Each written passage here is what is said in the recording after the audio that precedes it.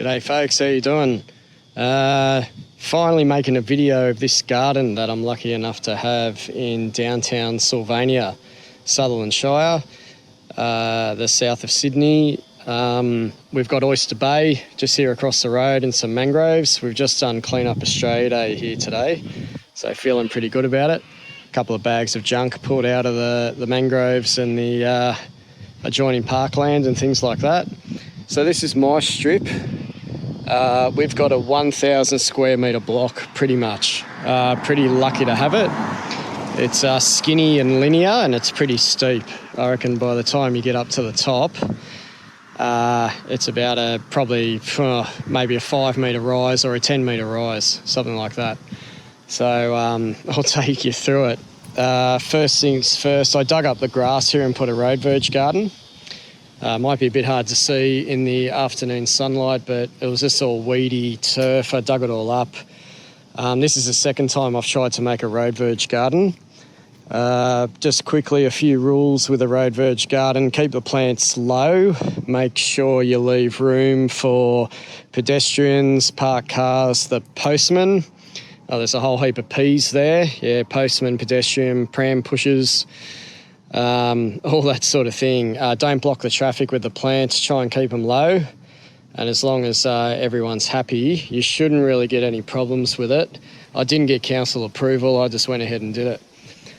Things like rhizocephalum, we've just put in a whole heap of poa, hardened berger, kangaroo grass. I've got some coronidium alatum and some flannel flowers as well, actinitis. They're all growing okay. I just want to show you this bit. It's a little bit dramatic. My boundary sort of runs up the side of the driveway there, and we've got this dramatic hawkesbury sandstone road cliff, and it's about 3 to 4 metres wide up the top there, and that's actually council land. It's not actually my land, but I'm chipping away at it.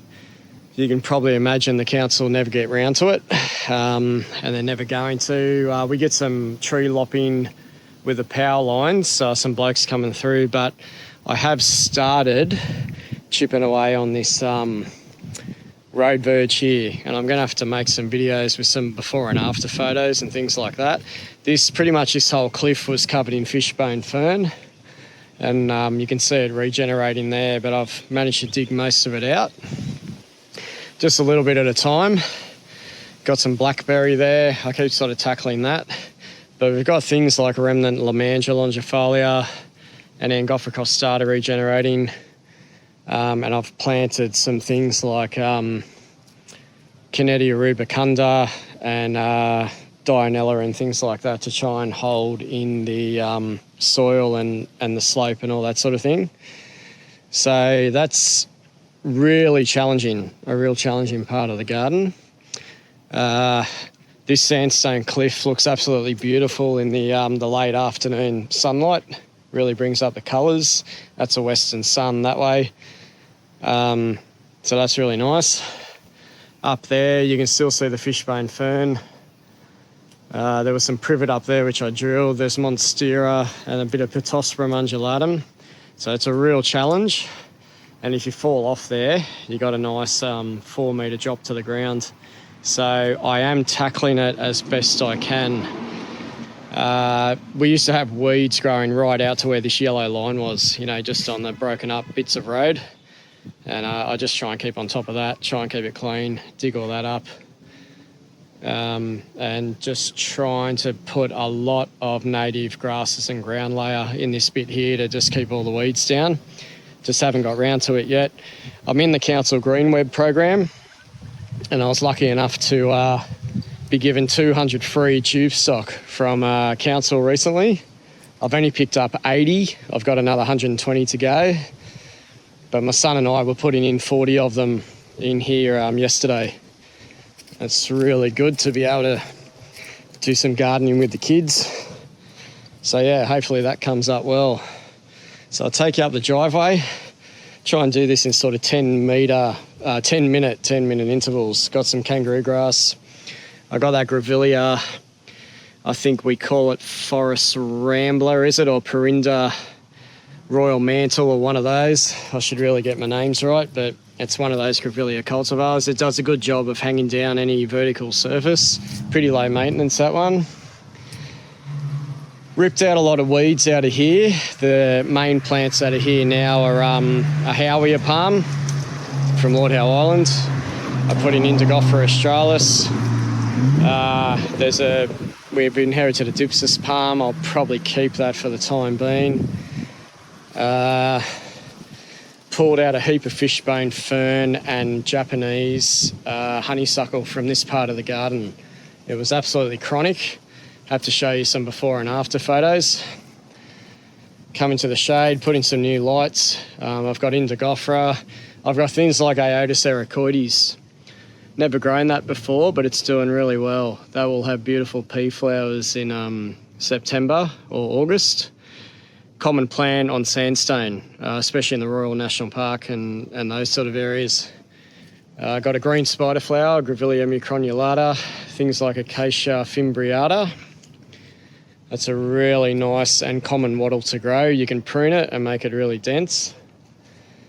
This one here is called Acacia cavenii. It's an endangered or a threatened wattle, but it's been brought into conservation. Wasn't discovered all that long ago by Bob Caveney, a botanist. I think it grows around the Kosciuszko area naturally, I think, but that's one I've put in and it's going gangbusters. It's going to get a fair bit bigger than that. What I like about this Sylvania area is we get native Port Jackson pines, and that's one there, and they're sort of remnant in people's front yards and sandstone cliffs around here. I gave this one a bit of a prune. It didn't seem to respond to the pruning, but just removing all the dead wood, it's looking a lot better, and it's sort of put on some new growth. So I don't think they like to be pruned, but that's just a remnant. That's a remnant plant, Colitis rhomboidea. In the garden, I really like having that one there. There's a bit more Aotus. I put these new stairs in because they're all falling apart. Grevillea venusta, that one. Oh, it might be orange marmalade, which is a hybrid of venusta. Sometimes I put plants in and I can't remember exactly what they are. Got some rock orchids over there. It's a good place for rock orchids. Got a remnant cheese tree here, you might know, Glochidium ferdinandi. That's another remnant. That's just providing some nice shade and cover. And we also inherited these cabbage tree palms. Probably Livistona, not australis, but something else I would wager, but very nice in cultivation. We inherited those, they're quite good. It's not a purely native garden. On the other side, I'm just slowly chipping away with things like Acacia podalyriifolia. These were here, but they're a bit of a weed in Sydney, but I give them a prune. They flower really nicely in about July, August, and then when they're coming into fruit, I just prune them. The cockatoos really love the pods when they're on them. We just got a couple of those here on the boundary.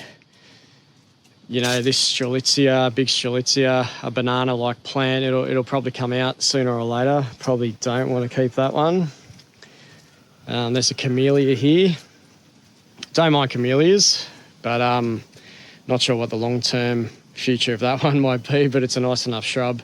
There's a regenerating eucalypt here with very long, narrow leaves. It smells a bit like peppermint. I'm not sure if it's Eucalyptus alata or something else, but it would have been planted and it's just suckering and getting a bit tall. I'll probably remove that sooner or later. I'll probably cut that one down and just put something in a little bit smaller. I have planted a loxolon tree waratah underneath it. I'm hoping that sort of comes up and does a bit of a covering job there. I got a Grevillea calei. That's a threatened plant in New South Wales, growing around the Belrose area, Duffy's Forest, northern parts of Sydney. But they cultivate that, grows really well. It's a bit of a spindly Grevillea, but the flowers, the inflorescences are really nice. Toothbrush Grevillea. The small Backhausia myrtifolia, the dwarf type that sort of flowers a lot. That's a nice one. I pulled out all the fishbone fern, and this bleeding heart came up by itself, Homolanthus. Really happy about that. You can turn these into a really beautiful tree, small tree. They're really nice as well. Because of this sandstone slope, I'm having success with a few plants that are sort of difficult to grow. Here's a Baronia, and I did buy this as a Baronia cultivar, and again, I've forgotten the name of it, but it's thriving. It's doing really well here, and it's flowered this spring. I've been working this garden for about 2 years, so you know, you're looking at about 2 years, 2.5 years worth of effort. But this Baronia has survived no problems. I got a Hovia lanceolata. It's probably Hovia acutifolia, actually. Grevillea sericea.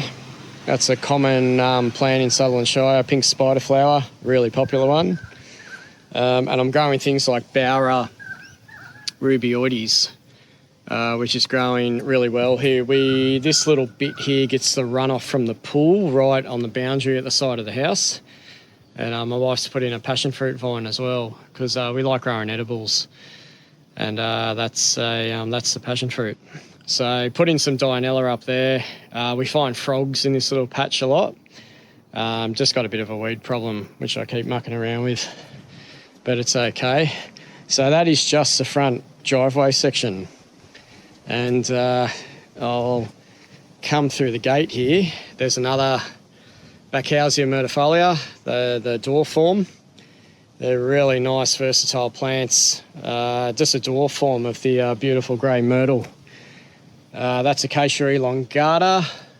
Not doing much at the moment, but that's a really nice wattle as well.